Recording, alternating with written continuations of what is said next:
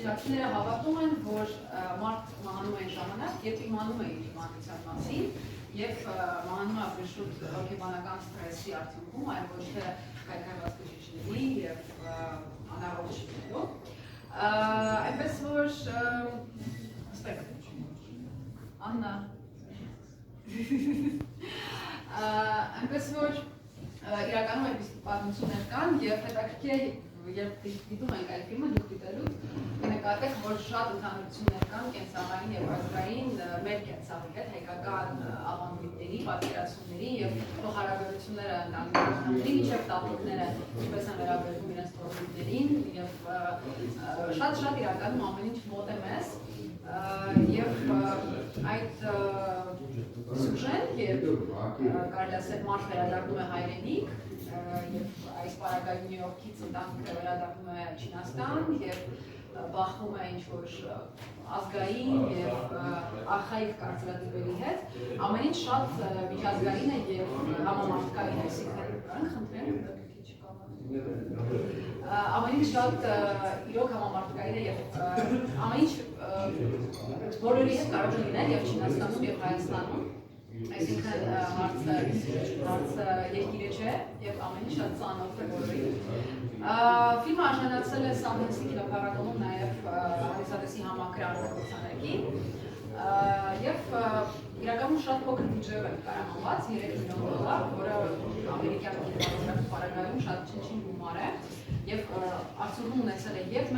մեծ box office եւ հանրային ճանաչում եւ լավ մրցանակներ վաստակավոր կինոփառատոներից եւ կինոփառատոներից մենք խնդրենք այնտեղ մարդկանց չխոսեն եւ խնդրեմ ձեզ անջատել հեռախոսների ձայները որպեսզի ֆիլմի ման չխանգարի ֆիլմը լինելու է ռուսերեն, անգլերեն ենթագրերով որպեսզի բոլորը հասկանան, բացի չինարենից եւ չինարեն տարբերակը շատ ցած է հնչելու, voice over է։ Մաղթում ձեզ հաջորդ դիտում,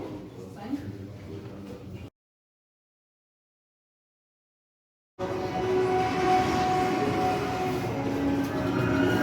Գերացկի բաներ ես անում։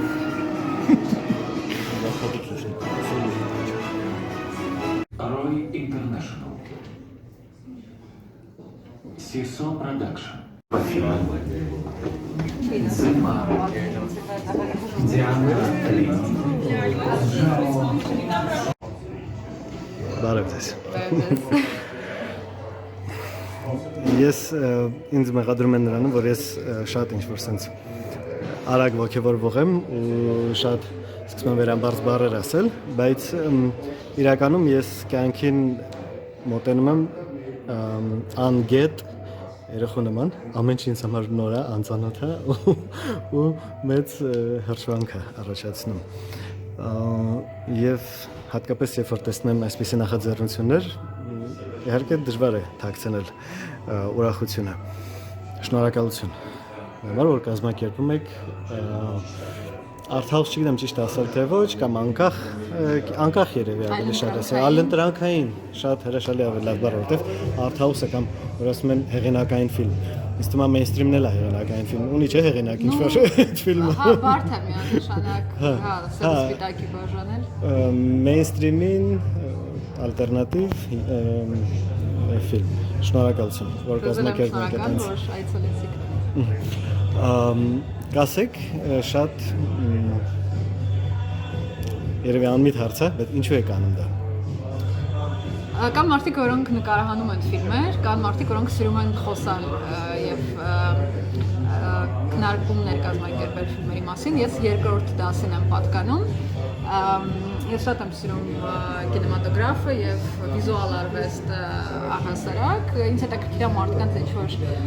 կերպ ներգրավել այն ֆիլմերի մեջ, որոնք ես դիտել եմ եւ քննարկել այդ ֆիլմերը եւ փոխանակվել կարծիքներով։ Դա երևի ավելի հեշտ գործ է, երևի չէ, կարծում եմ դա շատ ավելի հեշտ գործ է, քան ֆիլմեր նկարելը, ստեղծելը, բայց ոչ բոլորն են կարողանում ֆիլմեր նկարահանել, ոչ բոլորն են ուզում դա անել, կան մարդիկ, որոնք սիրում են տեսական մակարդակի վրա արվեստը եւ կինոքննադատները կամ կինոլրագրողները կամ ֆիլմ կուրատորները, հա, այդ համակարգողները այդ դասին են պատկանում։ Այնպես որ բայց հետաքրքիր է ինչ որ կերպ մեծ էկրանին ցուցադրել ֆիլմեր, որոնք չեն մտնում հայկական կինոթատրոններ։ Ցավոք Հայաստանում չկան ոչ կոմերցիոն կինոթատրոններ, եւ մենք փորձում ենք այդ բացը լրացնել այսպեսի ակումբային ֆորմատներով։ Այդ առումով շատ մեծ գործ եք անում, քանի որ արվեստի տարբեր ոլորտներ դժվար է զարգացնել մի միջավայրում, որտեղ համատարած չէ այդ ընկալումը եւ մարդիկ պարզապես երբ որ չեն տեսնում, չունեն զարգանալու տեղ կամ ինչ որ անգամ մտքով չի անցնում, որ կարելի է էսել անել։ Դա համար շատ մեծ գործ եք անում։ Այդ հասկանալով հանդերձ ինչ է կարծում, ինչ է պետք անել, որ մեզ մոտ այսպիսի ֆիլմեր սկսեն նկարել, վստահ նկարում են որոշ փոքր բյուջեներով, փոքր ֆիլմեր, բայց լայն դիտորդը, հա, եթե կարելի է տենց անվանել, չգիտի դրանց մասին, ոնց անել, որ համ իմանան, համ էլ սկսեն անել, ստեղծել այդպիսի ֆիլմեր։ Միանշանակ հարցը կրթական է եւ պետք է մեր բոլոր այն հաստատությունները, բոլոր այն մասնագետները, որոնք կարող են դասավանդել, կարող են իրենց գիտելիքներով կիսվել, պետք է ակտիվ զբաղվեն դրանով, այսինքն որոշ չափով դա արվում է օրինակ Թումոյում, հա, եւ մենք կարծում եմ մոտ ապագայում շատ կունենանք նոր սերունդ, բայց հարցը իհարկե ոչ միայն կոնկրետ մի կամ երկու կրթական հաստատություն ունենալու մեջ է, այլ մթնոլորտի եւ հիմնականում մարդիկ ստեղծում են այնինչ տեսնում են իրենց շուրջը եւ ցավոք դեռ ես չեմ տեսնում հայկական ֆիլմերում այնինչ շրջապատում է մեզ մեր իրականության մեջ։ Այնպես որ այնպես որ եթե մենք կարողանանք մի քիչ ավելի կարելի ասել կյանքին մոտ, հա, այդ անգլերեն արտահայտություն կա down to earth, ավելի ոչ վեհ, գուցե ոչ պատմամշակութային, ոչ պատերազմական ֆիլմեր նկարանենք, ինչը իհարկե հասկանալի է, ինչի դրա պահանջարկը կա եւ դա իր կարեւորությունը եւ տեղ ունի իհարկե, բայց մեզ ավելի շատ պակասում են այսօր ավելի պարզ պատմությունները, մարդկային, ավելի ոչ թե ազգային պատմությունները, այլ մարդկային, այսինքն երբ խոսքը գնում է հերոսի մասին, այլ ոչ երկրի ճակատագրի եւ անցյալի, բայց երևի մենք փորձում ենք արվեստի միջոցով որոշ քաղաքական հարցեր լուծել, դա այդքան էլ լավ եւ ճիշտ չէ, կարծում եմ։ Բայց դա մենակ հայկական խնդիր չէ, դա ռեգիոնալ խնդիր է, տարածաշրջանային խնդիր է, ռուսների մոտ էլ կան շատ ֆիլմեր եւ ամերիկյան, հոլիվուդյան կինեմատոգրաֆում կան ֆիլմեր, սակայն պետք է հասկանանք, որ պետք չէ փորձել կրկնօրինակել ռուսական կամ հոլիվուդյան ֆիլմերը, պետք է ստեղծել աուտենտիկ ֆիլմեր, ինչպիսին է այս ֆիլմը, եւ ըստ մա շատ բան կգտնի տեղը։ Դուք հենց նոր Դիանա բարձրացրեցիք մի հարց, որը որ ես 4 օր առաջ խոսում էի Ռուսաստանում բնակվող իմ հայ ընկերոջ հետ, որը որ կինոդպրոցի հիմնադիր է Ռուսաստանում։ Էդիկ, պրիվետ։ Եվ խոսում ենք հենց այդ մասին, որ